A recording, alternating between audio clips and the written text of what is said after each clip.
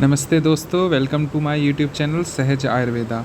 आज हम लोग नया टॉपिक पढ़ रहे हैं, 3 dimensional representation of organic molecules. इससे पहले हमने कंप्लीट कंडेंस्ड जो स्ट्रक्चर फार्मूलाज थे वो पढ़े थे कि कैसे बनाए जाते हैं, क्या क्या रिप्रेजेंटेशन होता है। आज हम नया टॉपिक पढ़ेंगे, 3 dimensional representation of organic molecules. अब देखो, इसमें सबसे बेसिक चीज़ है, अगर हम पढ़ें तो लिखा है the 3 dimensional 3D structure of organic molecules can be represented on paper by using certain conventions. For example, by using solid wedge and dash wedge formula. The 3D image of a molecule from a two-dimensional picture can be perceived. In these formulas, the solid wedge is used to indicate a bond projecting out of the paper towards the observer. The dash wedge is used to depict the bond projecting out of the plane of the paper and away from the observer। अब देखो, इस points का मतलब क्या हुआ। इस point को अगर हम अच्छे से समझें तो यहाँ पर आपको जो है वो मॉलिक्यूल दिख रहा होगा। ये किसका है? CH4 को हम लोग क्या बोलते हैं जनरली डियर्स? मीथेन। ठीक है, अगर हम मीथेन को देखें तो मीथेन का स्ट्रक्चर दे रखा है, ठीक है, CH4। तो मीथेन को अगर हम देखें तो इसमें ये कार्बन है, ठीक, और ये हाइड्रोजन लगे। अब ये जो हाइड्रोजन है ये सॉलिड बेस से दिखाया गया है, यानी कि ये किसकी तरफ होगा? ऑब्जर्वर की तरफ होगा।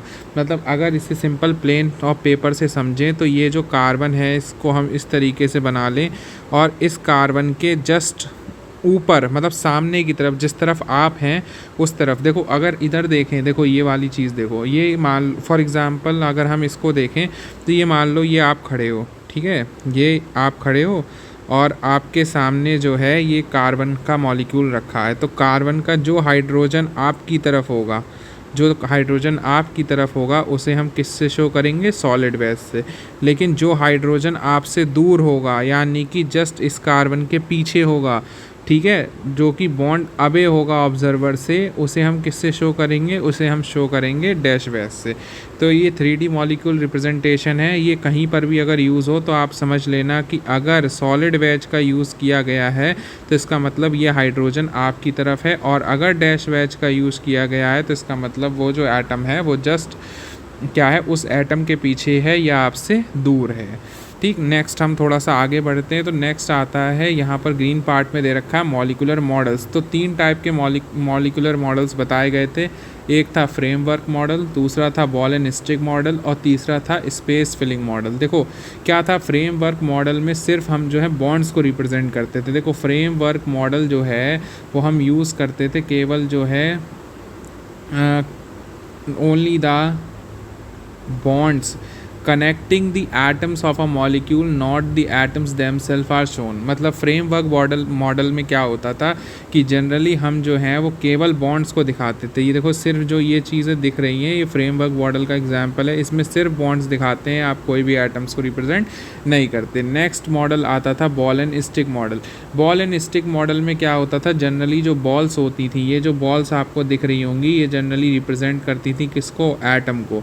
जबकि जो स्टिक्स हैं वो किसको रिप्रेजेंट करती थी? बॉन्ड्स को। ठीक है, ये बॉन्ड को रिप्रेजेंट करती थी। तो इसमें लिखा है both atoms and bonds are shown, दोनों ही चीज़ें दिखाई जाती थी। बॉल जो है वो रिप्रेजेंट करता था एटम्स को और स्टिक रिप्रेजेंट करती थी बॉन्ड को, जैसा कि मैंने आपको बताया। ठीक है, इससे हम लोग कौन से अच्छे कंपाउंड्स बना सकते थे? तो इन्होंने बताया कि एल्कीन टाइप्स के जो कंपाउंड्स होते हैं वो इस मेथड से ज़्यादा सूटेबल थे। तो अगर आपसे कभी नीट में क्वेश्चन पूछा जाए कि बॉल एंड स्टिक मॉडल जो है वो सबसे अच्छा किसके